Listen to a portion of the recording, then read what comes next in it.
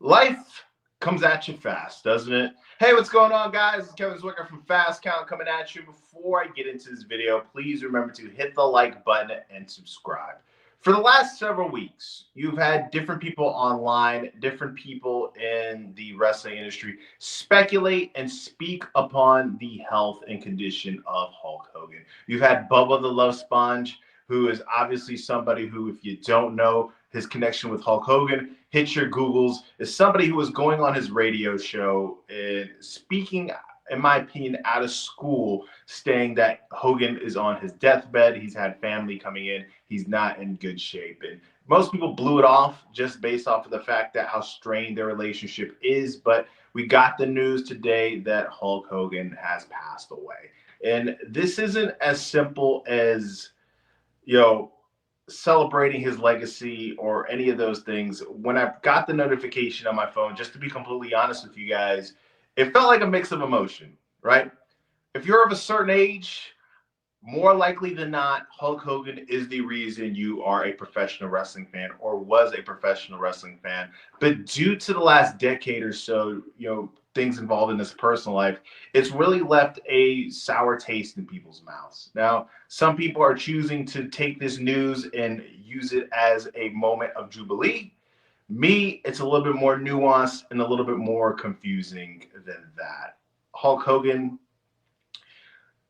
for me, no character in professional wrestling was cooler than Hollywood Hogan. I thought the man oozed charisma, but when that audio leaked of him saying those things that he said, not only did it hurt me as a fan, and it really sat there and crushed the little boy in me, it hurt me as a human being. And unfortunately, it's going to be part of his legacy, forever. There's nothing you can do about it. Whether you're a person who wants to just completely ignore it and in your mind you're cool, you forgot about it, that's fine. You can't tell other people how to feel. We're in a society where I think we try to invalidate a lot of people's emotions more than we should, and that's not a cool thing, just in my opinion. And with all of this coming out, right, and his last appearance in the WWE from forever now is him being booed off stage in LA.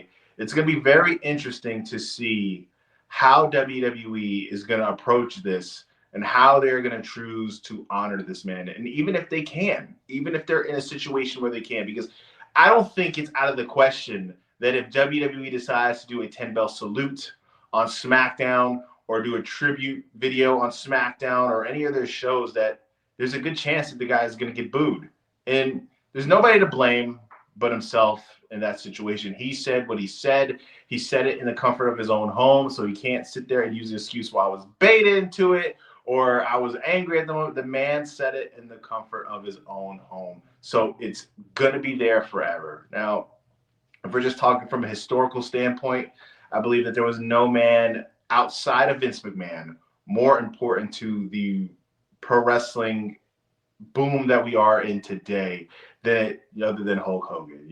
He's the guy who, if you ask many people anything about professional wrestling, there's a good chance you're going to have some people come out and say, oh, that's the thing that Hulk Hogan did. You're going to have people that if you mention, hey, who was your favorite wrestler as a kid? Name me some wrestlers as a kid.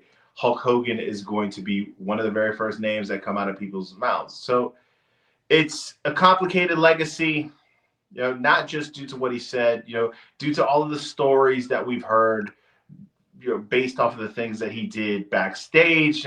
This is going to be something that is going to be very divided for certain people. Some people are going to be sad. Some people are going to want to try and honor the man that he was as a professional wrestling character and what he meant to them personally. And then other people are going to try to use this as an occasion to just, bury the man a little bit deeper than he already is. But having multiple different emotions, I don't feel as if that's inappropriate in this situation. It's so strange.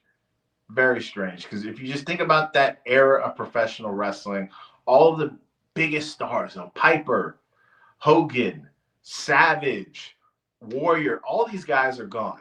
And to look back and say Ric Flair outlived all these guys with the lifestyle that he's lived is a testament to how hard that motherfucker is to put away, right?